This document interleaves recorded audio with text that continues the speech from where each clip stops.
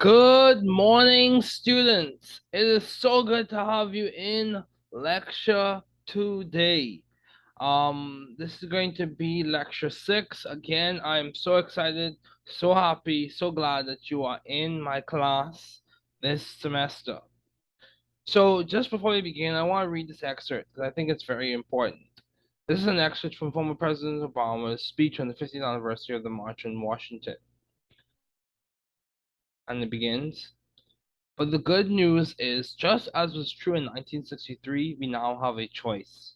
We can continue down our current path in which the gears of this great democracy grind to a halt and our children accept a life of low expectations, where politics is a zero-sum game, where a few do very well while struggling families of every race fight over a shrinking economic pie. That's one path, or we can have the courage to change. The March on Washington teaches us that we are not trapped by the mistakes of history, that we are masters of our fate. So that's just a end quote. And that's just a reminder that you must take agency, you must decide, you must make decisions to change. Be the change you want to see. Okay, so let's begin lecture for today. Okay, just want to remind everyone, you are not alone. This is an academic community. Remember to get help when needed. Reach out to the university services if needed. Never give up. Keep trying. We are here to help you be ethical, intelligent, and successful scientists. However, at the end of the day, you must be responsible, ethical, and hardworking. So as we normally do, I'm going to give you some time, and I'm going to let you look at the structure, determine, I want you to tell me the functional groups that you see, the functional groups that you see, the atoms that you see, as well as why do you think this polymer is so significant? Why do you think this molecule, why do you think these features of this molecule are so significant? So I'm going to give you some time to think about those things.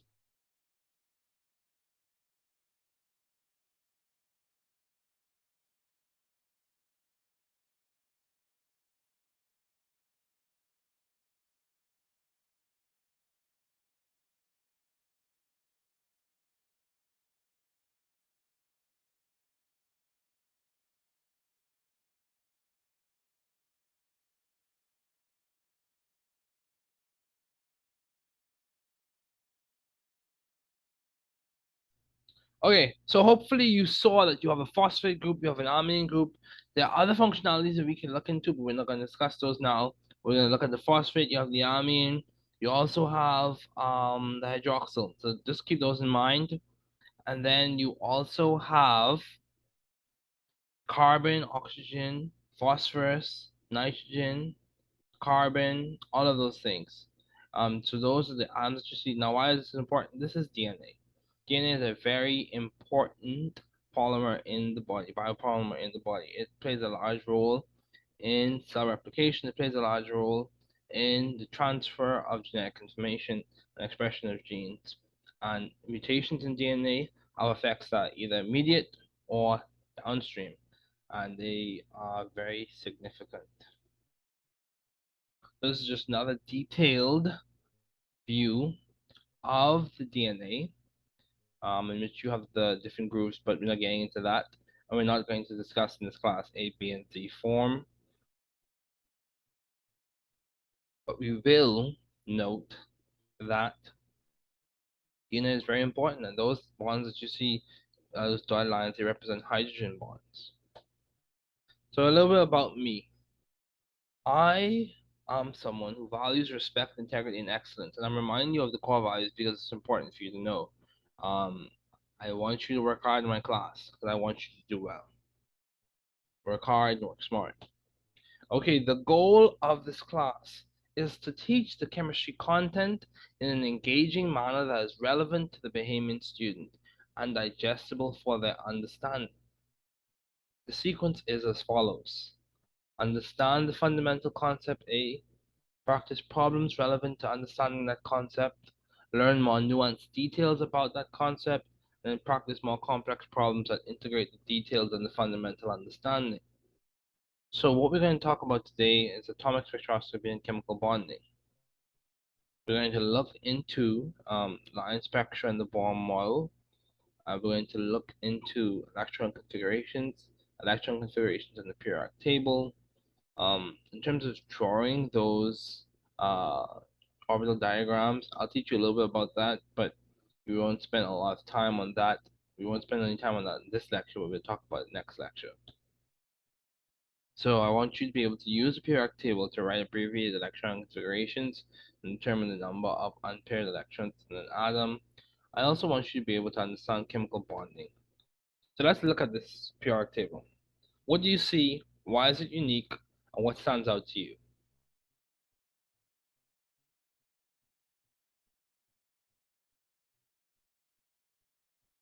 Okay, so if you look at the periodic table, you have different blocks or different regions of it labeled with different letters and also different numbers. We know from our previous discussions that these designations, so the letter designations come from, they designate are based in the angular momentum value. So when L equals 0, we get S. When L equals 1, we get P. When L equals 2, we get D. And when L equals 3, we get F.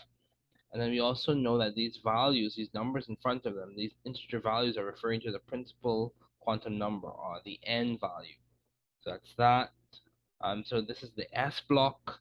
This is how these things are typically described. This is the S block. This is the P block. And remember, as you look at this, you can see everything has an S. This is the P block. This is the D block. This is the F block. So the alkali metals, alkaline earth metals, groups 3 to group 8, transition metals, and then your lanthanide actinide series. Just keep that in mind.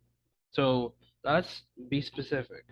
If you look specifically at hydrogen, helium, lithium, beryllium, boron, carbon, nitrogen, oxygen, fluorine, neon, sodium, magnesium, aluminum, silicon, phosphorus, sulfur, chlorine and argon, potassium, and calcium, the thing that stands out, or the thing that's important for you to know, is if you look at the electron configurations, you can write the electron configurations of basically every element in the periodic table with this understanding. There are some nuances for some of the transition metals, but we're not going to get into that during this lecture. But we're going to look at the first 20. And if you look at it, so if I look at hydrogen, it's in the S block in the first period. So the period gives us, for that understanding, we know that hydrogen is going to be 1s, and it has one electron. We know it's its atomic number because we're assuming we're writing ground state electron configurations. And so hydrogen is going to be 1s1. And then that same understanding, we're just reading off the periodic table based off the designations that we see. Helium is going to be 1s2 because it has 2 electrons. Lithium has 3 electrons, it'll be 1s2, 2s1. Beryllium is 1s2, 2s2. Boron is 1s2, 2s2, 2p1. Let me just show you boron, 1s2, 2s2, 2p1. This would be 1s2, 2s2, 2p2, 1s2, 2s2, 2p3, 1s2, 2s2, 2p4, 1s2, 2s2, 2p5, 1s2, 2s2, 2p6. Let's go here. And the abbreviations, or the abbreviated format in which you can write the noble gas and in brackets, and then you can continue writing the electron configuration. So I could say neon 3s1, neon 3s2, neon, because basically it's saying because the thing continues, the electron configuration continues. So instead of writing 1s2, 2s2, 2p6, 3s1, I could say neon 3s1, neon 3s2, neon 3s2, 3p1, and so on. And I'll just continue. Neon 3s2, 3p3 is phosphorus. Neon 3s2, 3p4 is sulfur. Neon 3s2, 3p5 is chlorine. And then argon, on we can write that, we could say neon 3s2, 3p6, or we can say argon. And then typically we write that neon 3s2 3p6, and then we'll write potassium as argon 4s1, and calcium is argon 4s2. So as you can see, if you follow along and you just be detailed and meticulous, you can see how the electron configurations, you can write them from the periodic table. So let's draw it back. Let's go back. Because we're going to go back so we can launch further forward. So de Broglie's work is applicable to all matter. All matter of mass m with velocity v would give rise to characteristic wave-like and particle-like properties. Hence we have the wave-particle duality. So lambda is h over mv. De Broglie published his theory, and within a few years, the wave properties of the electron were demonstrated experimentally. So let's keep it going. Atomic spectroscopy. Atomic spectroscopy, as we discussed in last lecture, it gives us an idea of how the wavelength and emission spectra of each atom correspond to the electron transitions between the quantum mechanical orbitals. So if we look at this equation, we can see that change in energy is equal to E final minus E initial. And then we also look at Rydberg's equation, or a version of Rydberg's equation, in which we have Rydberg's constant, and of course those values should be squared for the quantized states, NF and NI, they should be squared. So let's keep it going.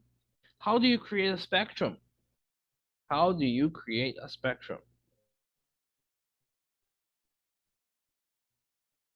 Well, you create a spectrum. A spectrum is produced when radiation from such sources is separated into its different wavelength components. So what does that say? Through the use of a light source, a slit, and a prism, you are able to disperse or result in dispersion of light, and you see a continuous spectrum in this instance, and then you also see a discrete spectrum or a spectrum in which you have discrete wavelengths, specific wavelengths. That's going to be a line spectrum as opposed to a continuous spectrum. So it has specific wavelengths. Just keep in mind, for continuous spectrum, an example of a continuous spectrum would be a rainbow. So an example of a line spectrum would be what we see right here. And then the line spectrum contains radiation of only specific wavelengths. And these spectra are obtained from electrical discharge from sodium or hydrogen or some other element.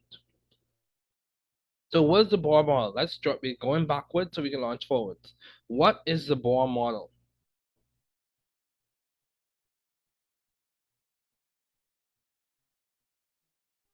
The Bohr model was based on three postulates. Only orbits of certain radii corresponding to certain definite energies are permitted for the electron in a hydrogen atom. 2. An electron in a permitted orbit has a specific energy and is an allowed energy state. An electron in an allowed energy state will not radiate energy and therefore not spiral into the nucleus. So just keep that in mind. It's kind of a classical paradigm though. And then energy is emitted or absorbed by an electron only as the electron changes from one allowed energy state to another. This energy is emitted or absorbed as a photon. E equals h nu. So as we said earlier, if you process these ideas, or if you want to think of these ideas in a sequence, in terms of how the people or scientists came up with them or worked towards them, you can think of Max Planck starting the race, Albert Einstein taking the baton, and then passing it on to Niels Bohr, and then passing it on to Werner Heisenberg, or Niels Bohr passing it on to Schrödinger. So that's kind of a way to think about these concepts through the analogy of a relay. So this is a good point in this video to pause it and also to practice questions on Rydberg's equation. I will assess your understanding of Rydberg's equation. It's very important. It's good to understand. It ties well with the Bohr's model. So I want you to understand this equation. So please practice it. I will release a practice problem video, another one, problem solving session video that covers a wide range of problems. And if you practice that problem, if you practice the homework, the quizzes, as well as work through the videos, you should be in good shape for the exam. Okay, remember my goal is not to overwhelm anyone or frustrate anyone, but my goal is to help you learn the material well. Because at the end of the day, you are responsible to be hardworking, ethical, and responsible. Okay, so the limitations of the Bohr model. The Bohr model has limitations. It only explains the line spectrum of the hydrogen atom well, and it avoids the problem of a negatively charged electron falling into the nucleus. So chemical bonding. What is bonding? Why is it important? What are the types? And what types of elements tend to participate in the different types of bonding? So bonding is a theoretical construct that involves the attraction of the electrons of an atom to the nucleus of another atom. So it's basically saying that bonding is a way we understand how elements come together, how atoms come together, how they combine together.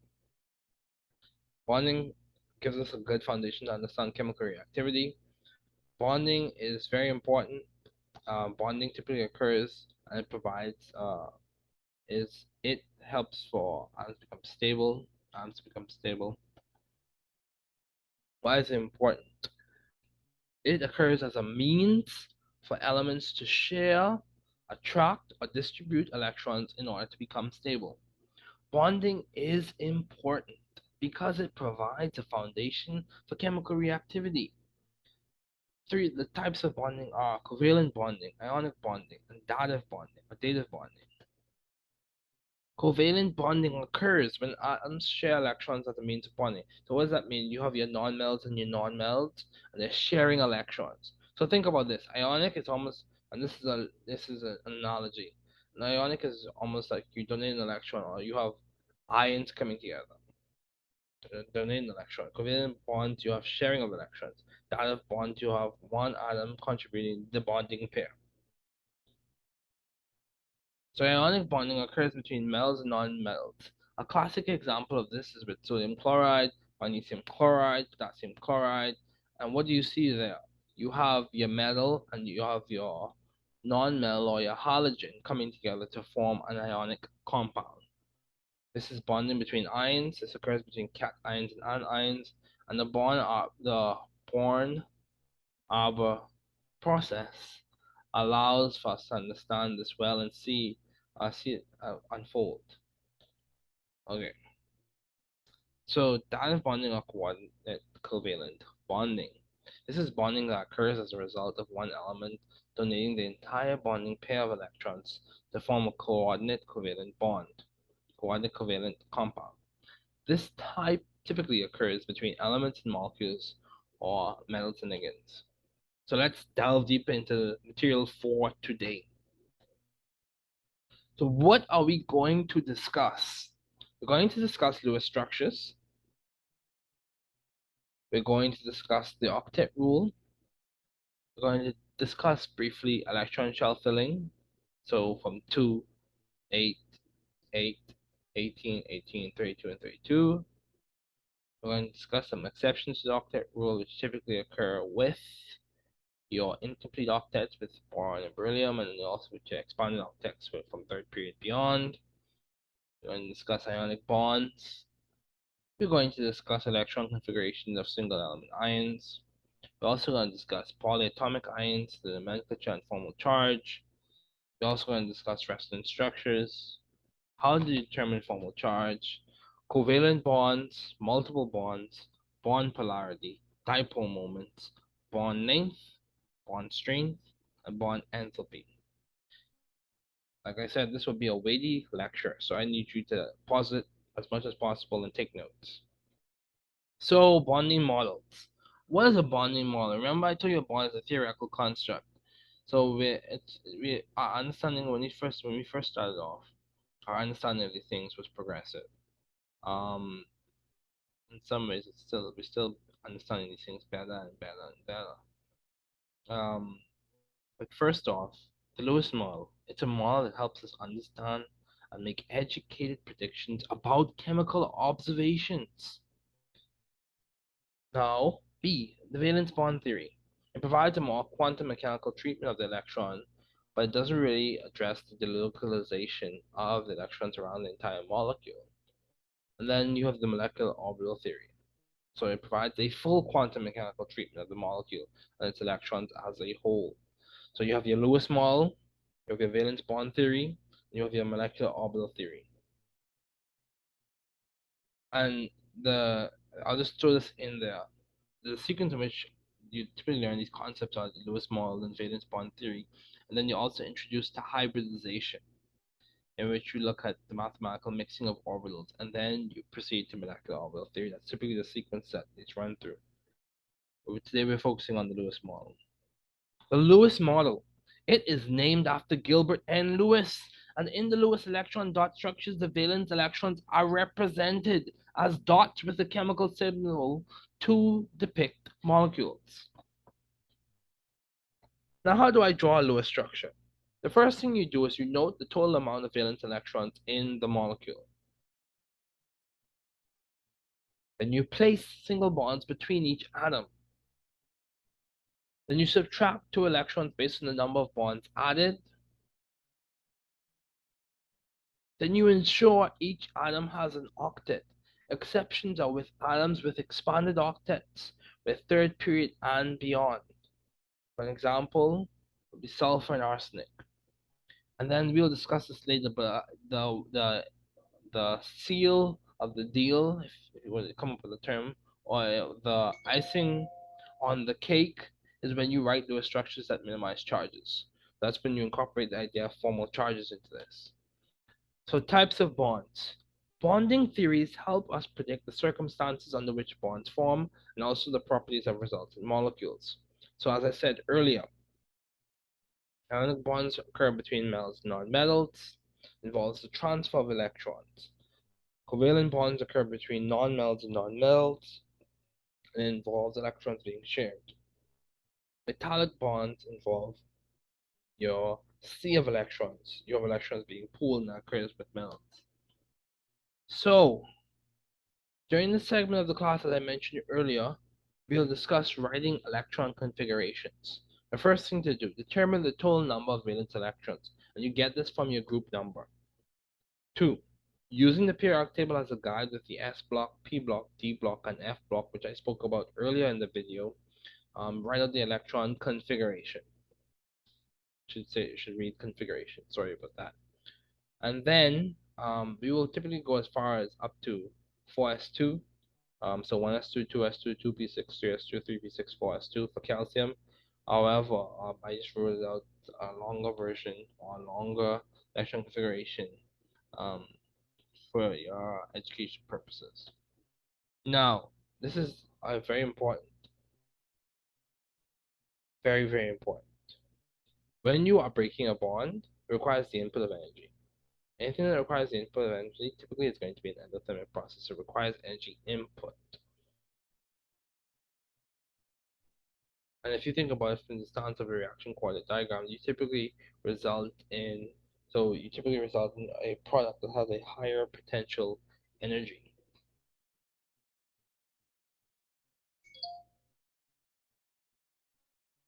Now bond forming is exothermic because energy is released and typically results in a product that has a lower potential energy if you look at the reaction coordinate diagram. So just keep that in mind.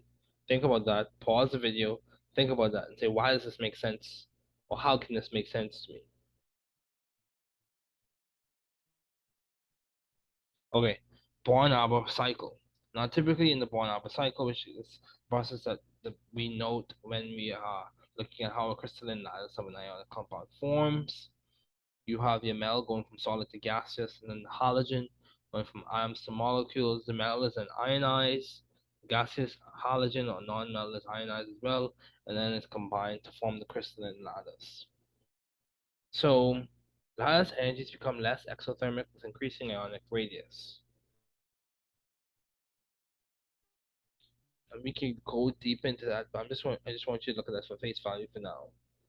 Because we can talk about polarizability and all those other things and how electron clouds are affected, but we're not talking about that now. Lattice energies become more exothermic, more negative, with increasing magnitude of ionic charge. A lot of these ideas are based or have a pillar within Coulomb's law. Okay, so ionic compounds in medicine. Ionic compounds are used in medicine to strengthen teeth and even as antiseptic and disinfectant. So covalent bonds. Covalent bonds involve the sharing of electrons. The shared pair of electrons is called a bonding pair, while a pair associated with only one atom is called a lone pair. Covalent bonds occur with nonmetals and nonmetals. Now let's talk about some exceptions to the octet rule. The octet rule is like the big chief. Salute to the octet rule. However, there are exceptions. Not every situation obeys the octet rule. Um, there are atoms that have energetically accessible d orbitals and can accommodate extra electrons, for example, sulfur and phosphorus. That kind of gives us an understanding as to why they have those particular geometries, whether it be octahedral, sometimes for sulfur, or trigonal bipyramidal, sometimes for phosphorus, so phosphorus pentachloride, for example. Um, then you also have your expanded octets tend not to occur in second period elements. But also, you need to remember that boron and beryllium have incomplete octets, typically seen. Okay, so let's keep going. Polyatomic compounds. Let's talk about some nomenclature of ionic compounds. Okay, binary compounds contain only two different elements. The names of binary ionic compounds are written as such. You have your name of your cation, your base name of your anion, and then the ide. So for example, sodium, chloride, magnesium, chloride, magnesium, bromide. So you just picture that. Ionic compounds with varying valency, so for example, ferrous and ferric, stannous and stannic, plumbous and plumbic, all of those things, it points to or it shows us that those metal atoms, metal ions, metal atoms have different valencies resulting in different metal cations, different charges. And for example, iron, if you're writing a compound with a iron 1, for example, you would say iron, and then brackets we have the charge, so we'll have 1, and then the base name of that anion, chlor, and then I, so iron 1 chloride, iron 1, or iron 2 chloride. Okay, so names of molecular compounds. The prefix, and the name of the base element, and prefix, and the name of the second element, plus I. So, for example, dinitrogen monoxide. So just keep those things in mind. Remember, a molecule is referring to something with more than one atom. A compound is something that has two different atoms. So a molecular compound is basically referring to a substance that's made up of more than one atoms, and those atoms are different. Okay, let's talk about some polyatomic ions. This is adapted from Navalno-Stroh's book. So this picture rather is adapted from Navalno-Stroh's book. And what we want to note here is you have your nitrate NO3 minus, your sulfite NO3 2 minus, your sulfate SO4 2 minus. And what we want to know here is they are polyatomic, more than one atom, and they are also ions. They have charges. So let's keep going. Resonance structures. Why should I care about resonance structures? Why should we care? Resonance structures are structures that provide a description of how the electrons are situated around a molecule. It's almost if we had say a molecule was walking across the road and we took pictures of it as it walked across the road. So we were accounting for how the electrons were positioned at each point across the road. Now, the thing to remember is because electrons are moving all around and they're distributed in an electron cloud, noting them, and this is based in or tied well to the Heisenberg uncertainty principle. We cannot give a complete description just with one resonance structure of the electron distribution in a molecule. You can't note that position because electrons are not just static; they're not just stuck, and that's the reason why a resonance hybrid gives us a good understanding of the real description or real notation of the electrons in an atom.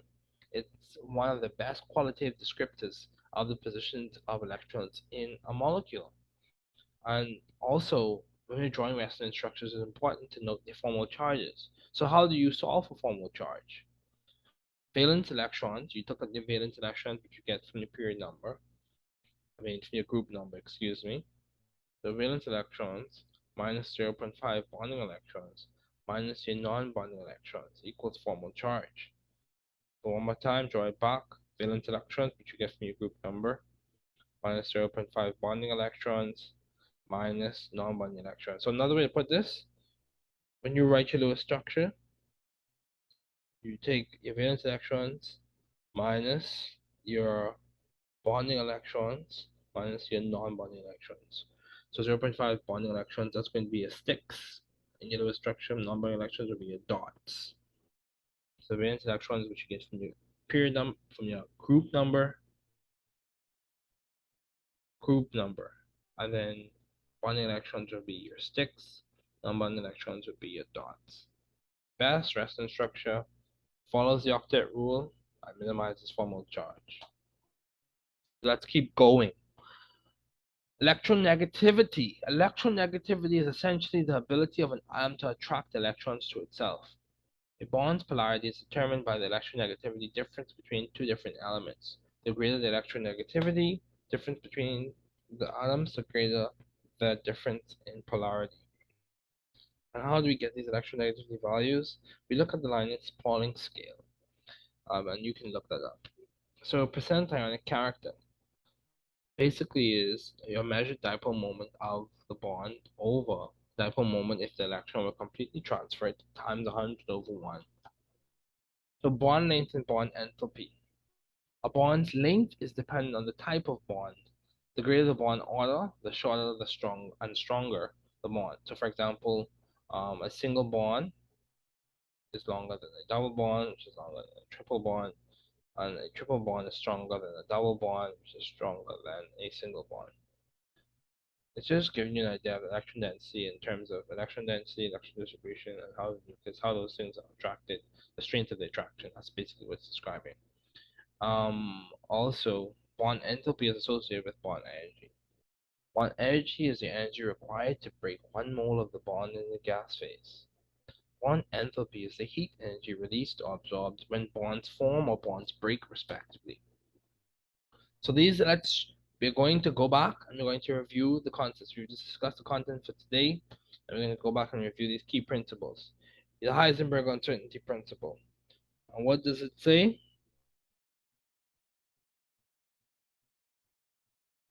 Heisenberg uncertainty principle basically says that the more we know about the position of an electron, the less we know about its momentum at that instant.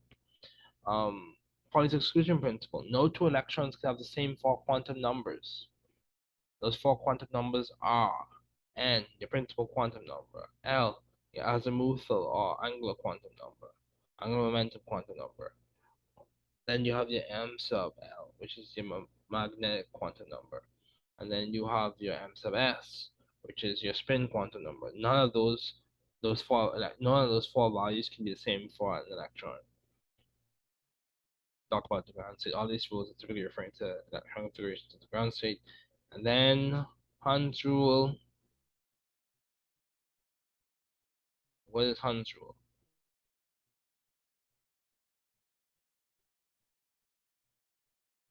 When filling degenerate orbitals, electrons fill them singly first with parallel spins.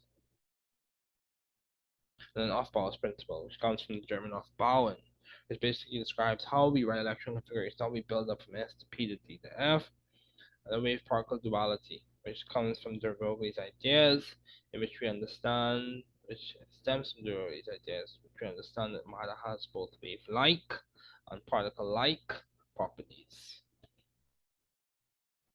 So remember those 4 quantum numbers, they are solutions to Schrödinger's equation. And if you want to read more about these things, we have discussed those in previous lectures. So just remember these 4 quantum numbers are very important for this class, and you will be assessed on these. Your understanding will be assessed. So once again, I hope everyone is doing well. I hope everyone is enjoying the class and working really hard. So take care and see you in lecture next week.